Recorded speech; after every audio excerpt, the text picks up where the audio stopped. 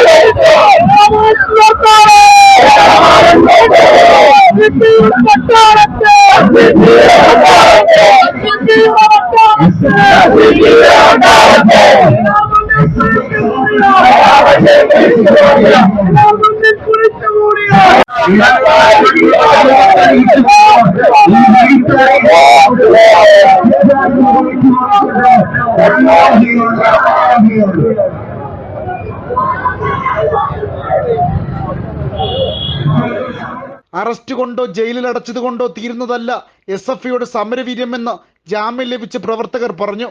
ഗവർണറുടെ പ്രേരണയിലാണ് തങ്ങൾക്കെതിരെ ജാമ്യമില്ലാത്ത വകുപ്പിൽ പോലീസ് കേസെടുത്തത്. ഗവർണർക്കെതിരെയുള്ള പ്രതിഷേധം തുടരുമെന്നും SFI പ്രവർത്തകർ പറഞ്ഞു.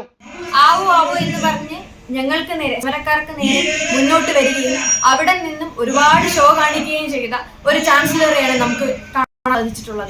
അത്തരത്തിൽ അങ്ങനെ ഒരു സാഹചര്യത്തിൽ ഞാൻ ഗോ ബാക്ക് പറയുന്ന സമയത്ത് this is not your UP എന്ന് ഞാൻ പറയുന്ന ഒരു സ്റ്റേറ്റ്മെന്റിൽ ഐ വിൽ ഞാൻ ഇത് UP ആക്കും എന്ന തരത്തിലേക്കാണ് ചാൻസലറുടെ ഭാഗത്തു നിന്ന് നമുക്ക് കിട്ടിയത്. അത്തരത്തിൽ ഞങ്ങളെ ഉടനെ തന്നെ അറസ്റ്റ് ചെയ്ത് മാറ്റുകയും എന്നിട്ടും 1.25 മണിക്കൂറോളം ഗവർണർ ഇവിടെ ഇരിക്കുകയും ആ ഇരിക്കുന്നതിന്റെ ഫലമായിട്ട് ഗവർണറുടെ പ്രേരണയിലാണ് ഒരിക്കലും ചുമത്താൻ പാടില്ലാത്ത 124 വളരെ റയറായി മാത്രം ഇടുന്ന 124 ഞങ്ങൾക്ക് നേരെ അദ്ദേഹത്തിന്റെ അധികാര ദുർവിനിയോഗം കൊണ്ട് തന്നെ അവിടെ ഇരുന്ന് അത്രയും പ്രഷർ തിളത്തിക്കൊണ്ട് തന്നെ അത് ഇടിയുകയും അത് ആ 12 സഖാക്കൾ ഞങ്ങൾ 12 സഖാക്കൾക്ക് മേലെ 124 ഇട്ട് ചാർജ് ചെയ്ത് അതിന്റെ FIR കോപ്പി കിട്ടിയതിനു ശേഷമാണ് ഗവർണർ ഇവിടെ. നാട്ടുവാർത്ത കടയ്ക്കൽ.